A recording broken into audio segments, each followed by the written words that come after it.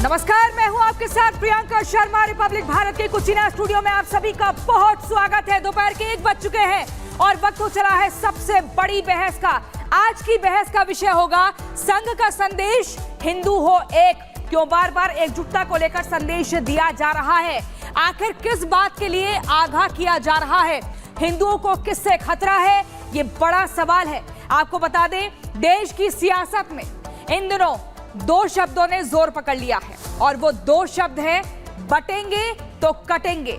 इस शब्द को सबसे पहले उत्तर प्रदेश के मुख्यमंत्री योगी आदित्यनाथ ने बोला था। उसके बाद प्रधानमंत्री नरेंद्र मोदी ने भी यही बयान दिया। उन्होंने कहा कि अगर हिंदू बटेगा तो बांटने वाले महफिल सजाएंगे। वहीं अब संघ प्रमुख मोहन भागवत ने भी हिंदुओं को यही संदेश दिया है। उन्होंने कहा कि बटेंगे तो कटेंगे शब्द का इस्तेमाल तो नहीं किया, लेकिन हिंदुओं को एकजुट होकर रहने की बात जरूर कह दी है। ऐसे में बड़ा सवाल है कि आखिर हिंदुओं को किन लोगों से खतरा है और क्यों बार बार हिंदुओं से एक होकर रहने की अपील की जा रही है। तो आज इसी पर होगी सबसे बड़ी बहस, लेकिन उससे पहले देखिए हमारी एक खास रिपोर्ट। मैंने कहा था ना कि बटोगे तो कटोगे। अगर हम बटेंगे तो बांटने वाले महफिल सजाएंगे। बात के कारण वहां के हिंदू समाज पर जो अत्याचार बार बार होते हैं, उस परंपरा को फिर से दोहराया गया।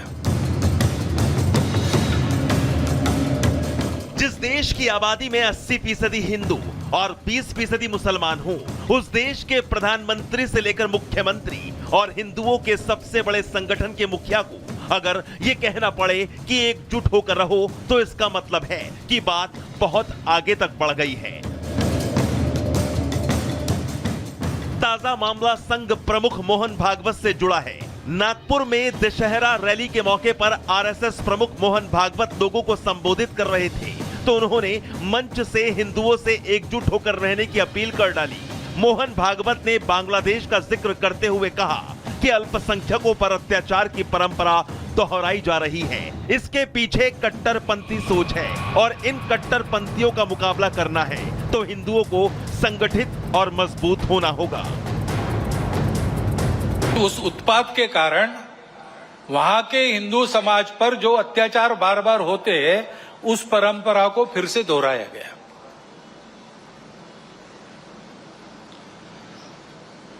पहली बार वहां का हिंदू संगठित होकर अपने बचाव में रास्ते पर आया, इसलिए कुछ बचाव हो गया। हम अगर दुर्बल है, असंगठित है, तो उसका मतलब हम अत्याचार को निमंत्रण दे रहे हैं। निमित्त कुछ नहीं चाहिए, हम दुर्बल है, यह निमित्त पर्याप्त है। और इसलिए जहां कहीं भी हम हैं, वहां संगठित रहना, सशक्त रहना। मोहन भागवत ने हिंदुओं की सुरक्षा के लिए हिंदू एकता को जरूरी बताया। भागवत का संदेश वही था जो प्रधानमंत्री नरेंद्र मोदी और यूपी के मुख्यमंत्री योगी आदित्यनाथ का था। मैंने कहा था ना कि बटोगे तो कटोगे। बांग्लादेश में हिंदुओं के नरसंहार के बाद दिल्ली से लेकर लखनऊ और लखनऊ से लेकर महाराष्ट्र तक से बीजेपी के बड़े नेताओं के बयान सामने आ रहे हैं। हो सकता है इसकी एक वजह चुनाव हो, लेकिन 80% हिंदू जनसंख्या वाले देश में हिंदुओं से बार बार एकजुटता की अपील करना, इसके पीछे सिर्फ चुनाव ही वजह तो नहीं हो सकती। ऐसे में बड़ा सवाल है कि आखिर हिंदुओं को किससे खतरा है? वो कौन लोग हैं जो तुष्टीकरण की राजनीति कर रहे हैं? हिंदुओं को बांटने का काम कौन कर रहा है? आरोप प्रत्यारोप की ये लड़ाई नई नहीं है। ये लड़ाई तो सालों से चली आ रही है, लेकिन आजकल की सियासत को देखकर लगता है कि ये सिलसिला आगे भी चलता रहेगा। Bureau report, republic Bharat. Yogi टू भागवत एकता चाहते। चलिए इसी पर चर्चा की शुरुआत करते हैं। जल्दी से आपको बता देते हैं कौन कौन हमारे साथ है। धनंजय गिरी बीजेपी के प्रवक्ता हमारे साथ जुड़ गए हैं। दूसरी तरफ से मोर्चा संभालेंगे चंद्रमोहन शर्मा जी, जो कि नेता के कांग्रेस नेता हैं, तारिक खान प्रवक्ता समाजवादी पार्टी, और हाजी नाजिम इस्लामिक स्कॉलर हमारे साथ जुड़ गए हैं। आप सभी का बहुत बहुत स्वागत है। सबसे पहले धनंजय गिरि जी, मैं आपके पास आना चाहूंगी। ये बताइए कि पहले योगी आदित्यनाथ ने कहा कि बटोगे तो कटोगे, प्रधानमंत्री नरेंद्र मोदी कहते हैं बटोगे तो महफिलें सजाई जाएंगी, और अब हिंदुओं के संगठन के सबसे बड़े प्रमुख कह रहे हैं बटना नहीं है, अपनी एकता को पहचानिए। आप बट गए तो फिर नुकसान होगा। ऐसे में क्यों बार बार हिंदुओं को आगाह किया जा रहा है? किससे खतरा है हिंदुओं को? देखिए प्रियंका जी, भागवत व्यक्तित्व ही भारत का नेतृत्व कर सकता है। और जब जब ऐतिहासिक तथ्य है कि जब जब जहां जहां हिंदू घटा है तब तब तहां तहां देश बटा है। यह इतिहास का हिस्सा है। हमने कैसी कैसी प्रताड़ना झेली है, मातृभूमि के कितने टुकड़े हुए हैं, इतिहास चीख चीख कर इसकी गवाही दे रहा। हिंदू समाज की दुर्बलता एक अपराध है, हीन हिंदू एक हाहाकार है, हिंदुत्व की दीनता इस समाज की राष्ट्र को दिव्यता नहीं दे सकती। पूरी दुनिया जहां बारूद के ढेर पर खड़ी है, जिंदगी धुआं धुआं है, चारों तरफ करुण आर्तनाद प्रतिध्वनि हो रही। इस स्थिति में असंगठित होने को राष्ट्र को फिर से दास्ता की तरफ ढकेलेगा। सदियों बाद यह समाज अपने अस्मिता को लेकर सजग हुआ है। हाजी नाजिम जी, अपनी बारी का इंतजार करिए, इस डिबेट को बांटने का काम मत करिए। सुनिए, पहले अपनी बारी का इंतजार करिए ना। सबके पास आऊंगी, बोलिए धनंजय गिरि जी। देखिए, हिंदू समाज की अलग जो हमसे जो प्रदेश अलग हुए, जो हमसे अलग होकर देश बना, वो धर्म के नाम पर बटा। और वहां कैसा अधार्मिक कृत्य हो रहा है, कुकृत्य हो रहा है। 30%, 20%, 20% चाहे 8%। और किस तरह से जब जब 9 प्रदेशों में, 9 राज्यों में आज हिंदू अल्पसंख्यक हो गए हैं। अब हथियारों के जखीरा पूरी दुनिया में जमा हो रहे हैं। और एक तरफ देखिए, इस देश में, इस प्रदेश में कुछ राजनीतिक दल, तैमूरों ने तलवार को किनारे रख दिया है, क्योंकि इस देश में राजनीतिक दल ही तैयार है उनकी मदद करने के लिए। वो साफ साफ कह रहे हैं कि एक तरफ को जोड़ो, हिजबुल्लाह से जोड़ो, हमास से जोड़ो, कहां तक जोड़ो। हिजबुल्लाह हमास से जोड़ने का मतलब ही नहीं है। ये वो संगठन है जिसे वैश्विक आतंकी संगठन घोषित किया जा चुका है। मैं आपके पास आना चाहूंगी चंद्रमोहन शर्मा जी, ये बताइए कि बीजेपी के जो नेता है बार बार कह रहे हैं कि हिंदुओं में एकता होनी चाहिए, एकता का संदेश दिया जा रहा है, कह रहे हैं कि बटना नहीं है, बट गए तो दिक्कत हो जाएगी, उत्पात मचेगा। आखिर किससे खतरा है हिंदुओं को? क्यों कह रहे हैं बीजेपी के नेता ऐसा? चंद्रमोहन शर्मा जी बताएंगे कि वो ये किसके लिए कह रहे हैं कि किससे बटेंगे नहीं और किससे कटेंगे। क्यों नहीं देश के प्रधानमंत्री और उत्तर प्रदेश के मुख्यमंत्री स्पष्टता के साथ कहना चाहते कि देश में बांटने वाला कौन है और देश में काटने वाला कौन है। लेकिन अगर मेरे विचार से पूछोगे तो देश के अंदर बांटने वाली भी बीजेपी है और काटने वाली भी बीजेपी है।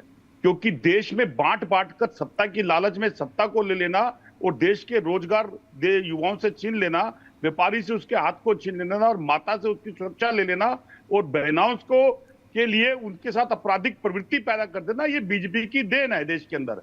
क्योंकि बीजेपी डर की जब तक राजनीति नहीं करेगी और डर की राजनीति जब तक हिंदुस्तान में नहीं करेगी तो मोदी बीजेपी कैसे डर की राजनीति कर रही है? धनंजय गिरि जी बताइए, बीजेपी डर की राजनीति कैसे कर रही है? बांटने काटने की राजनीति बीजेपी कैसे कर रही है? कहते थे कि जिस सरकार का डॉलर का रेट बढ़ता है, बताइए प्रियंका जी, गिरती है, तो क्या ये बांटने की नीति पे नहीं है धनंजय गिरि जी? मैं अपनी बात को वाजपेयी जी की उस कविता से कहना चाहता हूँ। डॉलर की रेट कि क्या याद उन्हें वाजपेयी जी ने कहा है कि कब दुनिया को हिंदू करने, अनाज देने के बाद गोपाल राम के नामों पर कब मैंने अत्याचार किया, दुनिया को हिंदू करने में कब कब नरसंहार किया, कोई बताए जाकर काबुल में कितनी मस्जिद। हाजी नाजिम जी, सौभाग्य नहीं, 9 मानव को करने का मेरा हृदय, हिंदू तनमन, हिंदू जीवन, रग रग हिंदू मेरा परिचय। जब हिंदुओं को कहते हैं कि सर्वे भवन्तु सुखिनः, सर्वे हिंदू बट गए तो किससे खतरा है? ये बड़ा सवाल है, बार बार ये उठाया जा रहा है, लेकिन इसका जवाब मुझे सीधे तौर पर नहीं दिया जा रहा है। हाजी नाजिम जी को दिखाइए। हाजी नाजिम जी मुस्कुरा रहे हैं, लेकिन सवाल जरा ध्यान से सुनिएगा। गणेश महोत्सव होता है, पत्थरबाजी होती है। नवरात्र में कोई यात्रा निकलती है, पत्थरबाजी होती है। राम को लेकर कोई यात्रा निकलती है, पत्थरबाजी होती है। और कल की अगर बात करें, महाराष्ट्र के रत्नागिरी में आरएसएस की मार्च निकल रही थी और उसमें भी जमकर बवाल हुआ, क्योंकि वो मस्जिद के सामने से निकल रहे थे। आखिर क्यों डराया जा रहा है लोगों को? क्यों इस तरह से बवाल होता है, उत्पात होता है? जब ताजिया निकलता है तब तो कोई माहौल खराब नहीं करता है। हाँ प्रियंका जी, देखिए सबसे पहले तो मैं आपके चैनल के माध्यम से अपने सभी हिंदू भाइयों को विजयदशमी की तहे दिल से मुबारकबाद पेश करता हूँ। और रही बात ये कि अभी बात आ रही थी कि बटेंगे कटेंगे और हिंदू भाइयों को संगठित रहने की बातें चलेंगी, तो 80-20 की बातें करने वाले कौन थे?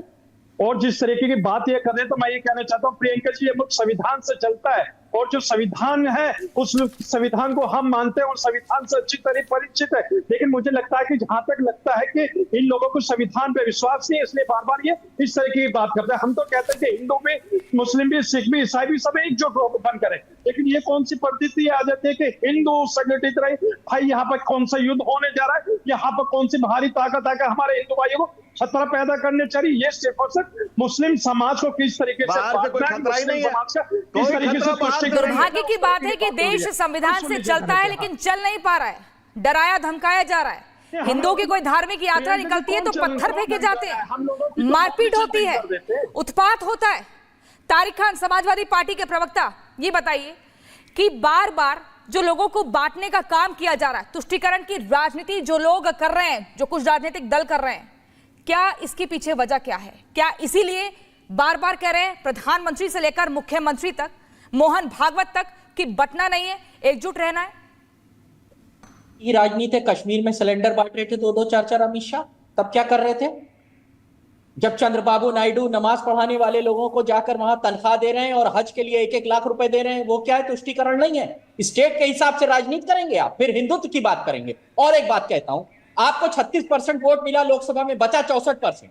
14% मुसलमान है, 60% वोट डालता है। इसका मतलब है कि 50% हिंदू है जो आपको वोट नहीं देता है। हिंदू का यूनाइट करने का मतलब यह नहीं है बीजेपी को यूनाइट करना, बिल्कुल हिंदू को यूनाइट करिए, लेकिन आप हिंदू को यूनाइट करने के चक्कर में कह रहे हैं बीजेपी को यूनाइट हो जाए। क्यों भाई?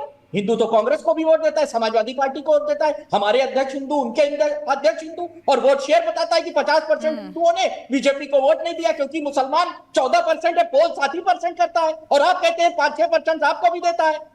तो फिर कहां से, क्यों बांटने की राजनीति कर रहे हो? प्रधानमंत्री खुद कहते हैं कि जातियों की बात मत करो, फिर महाराष्ट्र में जाते हैं और जातियों की बात करते हैं। महाराष्ट्र में कह रहे हैं कि ओबीसी क्रीमी लेयर बढ़ा दो। हम यही डिमांड करते हैं तो हम देश को बांट रहे हैं, हम टुकड़े टुकड़े कर रहे हैं, और आप जातियों की बात करें तो देश को जोड़ रहे हैं। देखिए, जातियों के आधार पर देश नहीं बटेगा, जातियों के आधार पर देश नहीं बटेगा और राजनीति भी नहीं होगी। हरियाणा के चुनाव से सबक लेने की जरूरत है कुछ राजनीतिक दलों को। हमारे साथ हिंदू धर्म गुरु आचार्य विक्रमादित्य भी जुड़ गए हैं। आचार्य जी, ये बताइए, क्या बांग्लादेश में हिंदुओं के साथ जो कुछ हुआ उससे सबक लेने की जरूरत है? अगर एकता नहीं हुई हिंदुओं में तो क्या पाकिस्तान और बांग्लादेश जैसा हाल भी भारत में हो सकता है?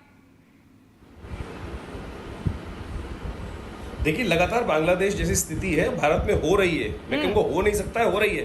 कश्मीर में आपने देखा क्या स्थिति हिंदुओं की हुई है वास्तविक तौर पर, और तो और केरल के अंदर क्या स्थिति मची हुई है, साथ साथ वेस्ट बंगाल के अंदर क्या स्थिति मची हुई है, साफ साफ दिखाई दे रहा है। ये जो बांटने की लगातार राजनीति इस देश में चलती रही अंग्रेजों के बाद से लेकर अब तक, वो विभिन्न राजनीतिक दल लगातार चलते चले आए। हिंदू कहाँ वास्तविक तौर पर, मुझे हम अगर